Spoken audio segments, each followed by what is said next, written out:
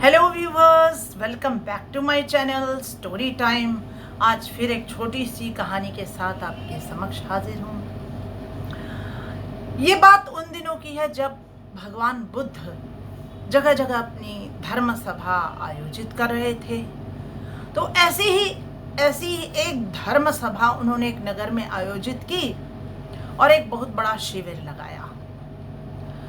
रोज उनके पास नगरवासी आते, अपनी समस्याएं ले लेकर और फिर उनका हल जानते और खुश खुश चले जाते। एक भिखारी सड़क के कोने में बैठा हुआ रोज ये दृश्य देखा करता।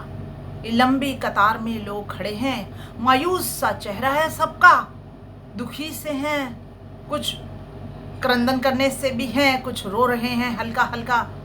लेकिन जब वो वहां से जाते हैं सब, तब उनके चेहरे खुशी से खिले हुए होते हैं। भिखारी ने सोचा कि आखिर ऐसी क्या बात है। उसे पता चला कि भगवान बुद्ध लोगों की समस्याओं का समाधान कर रहे हैं। उसने सोचा मैं भी क्यों ना अपनी समस्याओं का समाधान लेने के लिए प्रभु के पास जाऊं। अतः वह भी अगले दिन कतार में लग गया।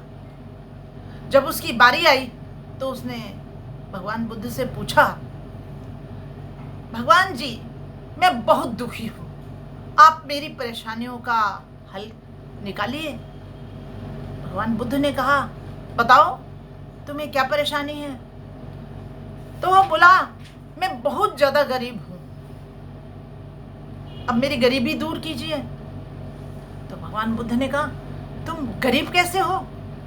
तुम गरीब इसलिए हो क्योंकि तुम दूसरों को कुछ नहीं देते। अब भिखारी बोला, मैं किस प्रकार प्रभु किसी को कुछ दे सकता हूं? मैं तो स्वयं ही भिखारी हूं, मैं तो भिक्षा मांग करके खाता पीता हूं, अपना जीवन मेरा इसी तरह से चलता है और मेरे पास देने के लिए क्या कुछ है? भगवान ने कहा, देने के लिए तुम्हारे पास बहुत कुछ है। देखो, तुम्हारे पास ये मुख है, चेहरा है, तुम प्रसन्न हो सकते हो। यदि तुम अपना किसी को प्रसन्न चेहरा दिखाओगे तो दूसरे भी खुश होंगे, दुखी व्यक्ति खुश हो जाएगा। तो पहली चीज, तुम दूसरे को प्रसन्नता दे सकते हो। दूसरे, तुम्हारे पास ये जो मुख है उसके अंदर वाणी है, तुम दूसरे की तारीफ करो। तुम किसी को मीठे वचन बोलोगे, किसी की प्रशंसा में कुछ कहोगे तो वह खुश हो जाएगा, उसका दिन बन जाएगा, उसके कार्य सही हो जाएंगे। तो तुम दूसरी चीज, मधुर वचन किसी को दे सकते हो। और तीसरे, तुम्हारे पास दो हाथ हैं, तो तुम कुछ भी काम कर सकते हो। और काम करने वाला कभी गरीब नहीं होता।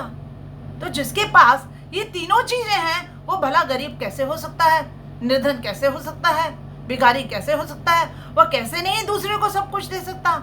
उसके पास देने के लिए अपार संपत्ति है। भिखारी समझ गया, जीवन का उसे उद्देश्य समझ में आ गया। तो साथियों, कभी भी अपने आप को निर्धन मत समझो, कभी ये मत समझो कि तुम्हारे पास कुछ नहीं है। दूसरों को देने के लिए हम सबके पास बहुत कुछ है। प्रभु ने हमें हर रोज के लिए सांसें दी हैं। ये हमारी सांसें भी बहुत कुछ हैं, एक बड़ी देन है भगवान की। दो हाथ जिनके जरिए हम न जाने कितने अच्छे कार्य कर सकते हैं, सबकी भलाई के कार्य कर सकते हैं, किसी की परोपकार के कार्य कर सकते हैं, दूसरे की भलाई के लिए कार्य कर सकते हैं। ये दो हाथ इसी के लिए दिए हैं। ये जबान जिससे हम मीठे वचन बोल सकें, मधुर वाणी बोल सकें, दूसरे को खुश कर सकें, दूसरे के लिए कुछ अच्छा बोल सकें।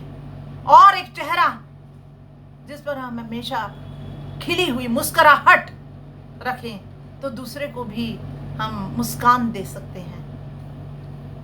तो इस प्रकार हमें भी यही चीजें अपने जीवन में अपनानी है। ये नहीं सोचना है कि हमारे पास कुछ नहीं है। देने के लिए हमारे पास अपरंपार संपदा है।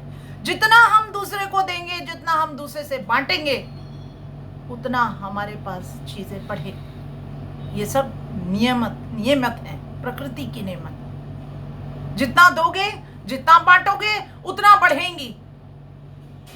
तो आप कभी भी अपने आप के पास कम संपदा महसूस मत कीजिए। हमेशा यह महसूस कीजिए कि आपको सबसे मूल्यवान और सबसे अधिक संपत्ति इस धरती पर मिली है। आप स्वामी हैं बड़ी भारी संपत्ति के, और ये संपत्ति आप लुटाइए। जितना लुटाएंगे ये खजाना, उतना ही आपको भी नसीब होगा। धन्यवाद।